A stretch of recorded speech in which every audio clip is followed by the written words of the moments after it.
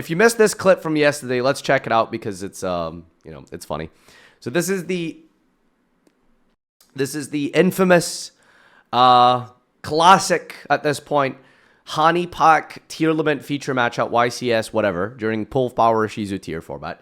You see here the field, it looks like just a complete just bomb, like someone just exploded a bunch of cards onto the field, and here's the resultant. This is a League of Legends content creator. I tuned into this guy's stream yesterday. He had 51,000 live viewers, live concurrent viewers. This boy is filling out a whole stadium to just watch a League of Legends tournament. He randomly, somehow, I don't know how, somehow came across this, this screenshot, and he was linked this for whatever reason. What the fuck is that? This is modern day Yu-Gi-Oh? I don't get it. How does this make sense? I thought you had monsters and you had trap cards face down and you had spells.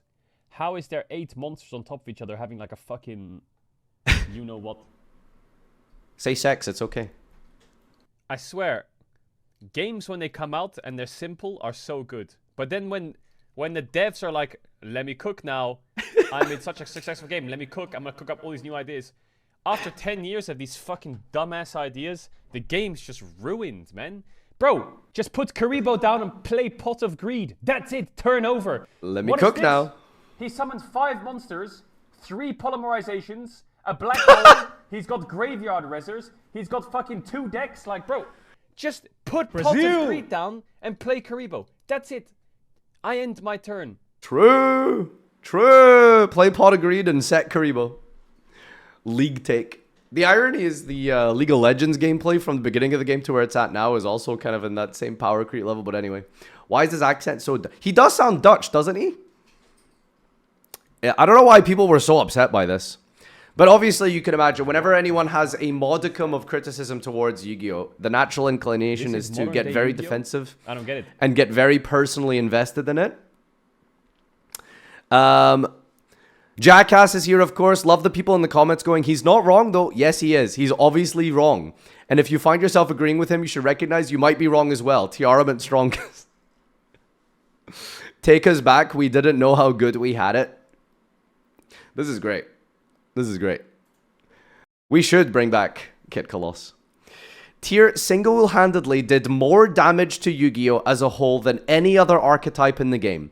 Sure, the mirrors were super skillful and fun if you're at that skill level, but for everyone else and people looking in, it was a gigantic mistake. Controversial. Seeing non-Yu-Gi-Oh! Players trying to talk about Yu-Gi-Oh! Will never not be funny. Seeing an effectively out-of-context screenshot of a game and immediately going, wow, this game has been ruined by the dogshit developers is crazy. That's a nerd take. And somehow, an agreeable one, apparently. Couldn't be worse than what Pendulum has done. Again, I will say, Nirvana High Paladin, I think, has done more damage to Yu-Gi-Oh! Than this screenshot has. Because every single YouTube video made by a non-Yu-Gi-Oh! Content creator about modern Yu-Gi-Oh! What do? They show Nirvana High Paladin. Or DDD, Armageddon, Doom King, whatever, Fusion Pendulum, right? And the irony, this card has one competitive top in the year 2016, and it wasn't even played. It wasn't even summoned. It was just in the deck list. And it never came up, he said, in the deck list. This card has done nothing. And every single non-Yu-Gi-Oh! Content creator who is a content creator making content about Yu-Gi-Oh! Shows this card. Meanwhile, Yu-Gi-Oh's first protagonist loved to create infinite loops. Yu-Gi-Oh's infinite loops cause trauma to his opponents, worse than Shadow Realm. Ain't wrong. I get there's a skill ceiling, but the game is just too much now. I think this has definitely reached the level of some people outside of the Yu-Gi-Oh! Sphere here. I mean, it's a League of Legends player talking, and a streamer. You could distract Kadril for hours by putting a paper bag over his head. What the... I will forever believe that tiers are just ahead of their time. Like, if every deck had roughly their level of interaction skill expression, Yu-Gi-Oh! Would be beyond peak. Ooh. Is he cooking? Is he cooking? If every Yu-Gi-Oh deck was just Tiarament, Yu-Gi-Oh would be good. Is that what we think? I would prefer that the game stayed in tier 0 for 5 years than play a single GOAT game. The playstyle was fun maybe 15 years ago when we were kids and making up what the cards do in the rules. Like, I literally had an 80 card deck and didn't know English, so it worked. If I was to set Karibo today and pass, I think I would die from boredom. Holy snooze fest gameplay. This is a lot of the discourse, I think, surrounding quote-unquote Yugi boomers and their old head takes about the past. But have you ever tried to play something or done something or revisited something from your childhood or from many years ago and it just wasn't the same? Because if you try and play old Yu-Gi-Oh, quote-unquote, and I don't mean like a fully optimized Time Wizard recent cook of a GOAT deck. I mean like if you go and try and do those old things. The one thing that springs to my mind is like World of Warcraft, right? When they released Classic, that shit was unplayable to me. Like, unplayable, right? But I loved it. I spent hours, thousands of hours invested when I was younger, right? So similarly with Yu-Gi-Oh, if I was to play old Yu-Gi-Oh like I did when I was a kid, I would kill myself in a video game, in Fortnite. It wasn't a good game. It was good because of the environment, the friends that you spent your time with, the people who made it a enjoyable piece of nostalgia and a memory and a important part of your your child development, your puberty, your coming to as an adult into the world, or a young person. That's what made it amazing. That's what made it fun, was going through that process and engaging with the social atmosphere that made your life so happy.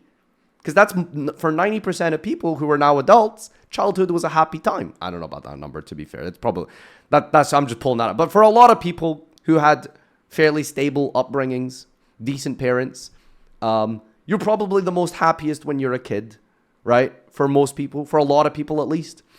And so it's this weird psychological phenomenon where if everything was to be like it was when you were a kid, like it was when nostalgia was really at its peak, things would be better. But you can't recreate that feeling. You can't recreate that happiness that you had when you initially started playing the game, you know? So too many people are chasing a mirage, an illusion that doesn't exist anymore. You know what I mean? Take me back. Mill 15, Chainlink 6 was the promised land. He's not wrong. Ishizu tier was a mistake. Not gonna lie, I'd rather play tier mirrors than summon Karibo, play Pot of Greed. Rush Duel, haha. Check out the quote tweets. My favorite thing about Yu-Gi-Oh! Is its ability to pull in content farming tourists like flies to honey. People look at screenshots of modern Yu-Gi-Oh! Gameplay and talk at length about how this is a disaster of the game growing older. Bitch, shut the fuck up, you don't play this game. Look at how fragile and insecure these Yu-Gi-Oh! Players are. I'm sorry, I love Peeps, but what an absolute, like, snowflake. Brother, this is a passing comment from a 30-second time investment by some dude just checking out a screenshot. It's not that deep. Content farming tourist talking at length? What do you mean? He's just, some dude posted this screenshot on his subreddit. He scrolled past it, talked about it for 40 seconds, then moved on with his. It's not that deep, dude. Now, if it was some random non-Yu-Gi-Oh! Content creator, Andy, making a 15-minute video criticizing the game, debunking why modern Yu-Gi-Oh! Sucks, but they don't actually play, that's a different thing. I would agree with him. This is just a random screenshot that he like passingly made a funny comment about, probably played up and said in somewhat of a facetious jest because content creator and streamer, right? It's just not that deep, right? And we're getting so upset about that. We're so personally offended. Talking at length, having no clue about the game. Bruh, it's not that big of a deal. It's really not that deep. It's kind of sad that one can look at such a convoluted game state with numerous decisions for both players that not only affect the rest of the game for each, but entwine so much with their opponent's course of action too, and then decide that there is no beauty in that. I mean, not wrong. True. If this is a genuine, legitimate like analysis and deep dive of the modern Yu-Gi-Oh game, you would be correct.